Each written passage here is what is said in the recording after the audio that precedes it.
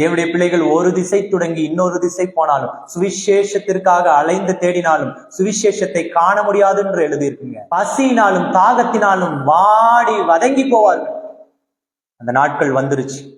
அருமை சகோதரன், ஆட்டம் போடுறது பாட்டம் பாடுறதெல்லாம் மாத்தி நம்முடைய முன்னோர்கள், நம்முடைய தகப்பன்மார்கள் தேவனிடத்திலிருந்து பரிசுத்தமாய் கற்றுக்கொண்டதை, அவர்கள் செய்ததை நாமும் செய்வோம்.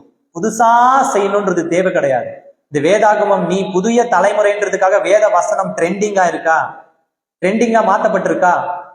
வானமும் பூமியும் கூட இன்னைக்கு வானமும் பூமியும் மாத்தப்பட்டுருச்சு. வானத்துல சேட்டலைட் வந்துருச்சு, புதுசு ட்ரெண்டிங்கு. பூமியில பெரிய பெரிய கட்டிடங்கள் வந்துருச்சு, ட்ரெண்டிங்கு. ஆனா ஆண்டவர் சொல்றாரு, இந்த ரெண்டுமே ஒளிந்து போனாலும், வானமும் பூமியும் ஒளிந்து போனாலும், பழசுன்னு நீ நினைக்கிற தேவனுடைய ஜீவனுள்ள வார்த்தை மாறவே மாறாது. தாவீது அந்த எச்சரிக்கையை புரிந்து கொண்டான், தப்பித்து விட்டோம். உனக்கும் சபையே, விசுவாசிய உனக்கும் சொல்ற, ஊழியனே உனக்கும் சொல்ற, இந்த எச்சரிக்கையை நீ கேட்டுட்டேன்னா நான் தப்பிச்சுக்குவேன்.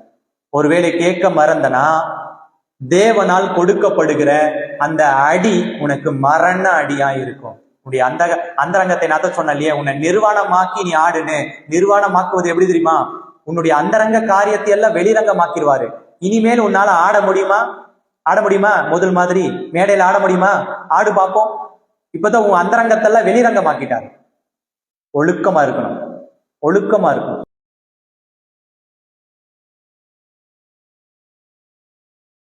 இன்றைக்கு என்ன தெரியுமா நடக்குது? சில ஊழியர்களை பின்னுக்கு தள்ளி இந்த சுவிசேஷம் பரவல் இல்லாமல் ஒரே இடத்துல சுவிசேஷம் உண்டாக்கப்பட்டு, அதை நம்ப வைக்கப்பட்டு, இவன் சொன்னாதான் சரி என்று நம்ப வைக்கப்பட்டு, ஒரே இடத்துல அதிகாரமும் வந்ததுனால, ஒருவன் மாத்திரமே ரொம்ப பிரபலம், டூ மச் பவர் அப்படின்றதுனால அவன் என்ன தெரியுமா செய்யறான்? அவன் சொல்வதெல்லாம் உண்மை என்று நம்பி விபச்சாரம் செய்கிறார்கள் உங்க பிள்ளைங்க. அதனுடைய முடிவு கிறிஸ்தவர்கள் ஒவ்வொருவருக்கும் தெரியும் என்று நினைக்கிறேன். அப்படி செய்தவர்கள் ஒவ்வொருவரும் குழியில போட்டு மண்ணை மூடிட்டார் ஆண்டவர், அழிக்கப்பட்டாங்க. இந்த உலக மாயை பிளந்தது, அவர்கள் மரித்து போனாங்க. தயவு செஞ்சு சொல்றேன், இப்ப இருக்கிற சந்ததிகள் சுவிசேஷம் என்பது அறியாமல் மரித்து போய்விடக்கூடாது. வரக்கூடிய சந்ததிகள் சுவிசேஷம் என்பது என்னவென்றே அறியாமல் போயிடக்கூடாது. அங்க தெளிவா ஒரு வேத வசனம் சொல்லுது, இதோ நான் தேசத்தின் மேல் பஞ்சத்தை அனுப்பும் நாட்கள் வரும். ஆகார குறைவினால் உண்டாகிய பஞ்சமல்ல, ஜலக்குறைவினால் உண்டாகிய தாகமும் அல்ல, கர்த்தருடைய வசனம் கேட்க கிடைக்காத பஞ்சத்தை அனுப்புவேன் என்று கர்த்தராகிய ஆண்டவர் சொல்லுகிறார். அப்பொழுது அவர்கள் கர்த்தருடைய வசனத்தை தேட ஒரு சமுத்திரம் தொடங்கி மறு சமுத்திரம், வடதிசை தொடங்கி கீழ் திசையும் அலைந்து திரிந்தும் அதை கண்டறியாமல் போவார்கள். அந்நாளிலே சௌந்தரியமுள்ள கன்னிகைகளும் வாலிபரும் தாகத்தினால் சோர்ந்து போவார்கள். தேவனுடைய பிள்ளைகள் ஒரு திசை தொடங்கி இன்னொரு திசை போனாலும், சுவிசேஷத்திற்காக அலைந்து தேடினாலும் சுவிசேஷத்தை காண முடியாது என்று எழுதியிருக்குங்க. அவர்கள் தேடி தேடி அலைந்து தாகத்தினாலும் பசியினாலும் தாகத்தினாலும் வாடி வதங்கி போவார்கள். அந்த நாட்கள் வந்துருச்சு. அருமை சகோதரன், ஆட்டம் போடுறது பாட்டம் பாடுறதெல்லாம் மாத்தி நம்முடைய முன்னோர்கள், நம்முடைய தகப்பன்மார்கள் தேவனிடத்திலிருந்து பரிசுத்தமாய் கற்றுக்கொண்டதை, அவர்கள் செய்ததை நாமும் செய்வோம். புதுசா செய்யணும்ன்றது தேவை கிடையாது. இந்த வேதாகமம் நீ புதிய தலைமுறைன்றதுக்காக வேத வசனம் ட்ரெண்டிங்கா இருக்கா? ட்ரெண்டிங்கா மாத்தப்பட்டிருக்கா? வானமும் பூமியும் கூட இன்னைக்கு வானமும் பூமியும் மாத்தப்பட்டுருச்சு. வானத்துல சேட்டலைட் வந்துருச்சு, புதுசு ட்ரெண்டிங்கு.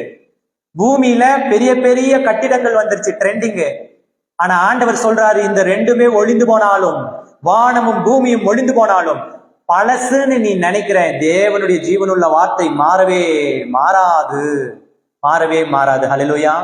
அப்ப என் அருமை சகோதரன், இனி ஆடணும் என்று நினைச்சனா ஒரு நிமிஷம் இந்த வசனம் நம்மளுடைய இருதயத்துல வரணும். தேவன் எது பரிசுத்தம் என்று தெரியாமல் செய்வது எல்லாவற்றையும் அங்கீகரிப்பது கிடையாது. உன்னை அடிப்பார். நீ தவறு செய்தால், தேவன் ஏற்றுக்கொள்ளாததை நீ அலங்காரமாக ஒருத்தன் செய்தாலும் 30,000 பேர் செய்தாலும் உனக்கு முதலில் ஒரு எச்சரிக்கையை கொடுப்பாள்.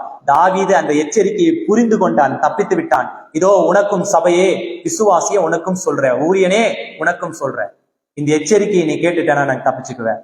ஒருவேளை கேட்க மறந்தனா, தேவனால் கொடுக்கப்படுகிற அந்த அடி உனக்கு மரண அடியா இருக்கும். உன்னுடைய அந்தரங்கத்தை நான் தான் சொன்னேன் இல்லையா, உன்னை நிர்வாணமாக்கி நீ ஆடுன்னு.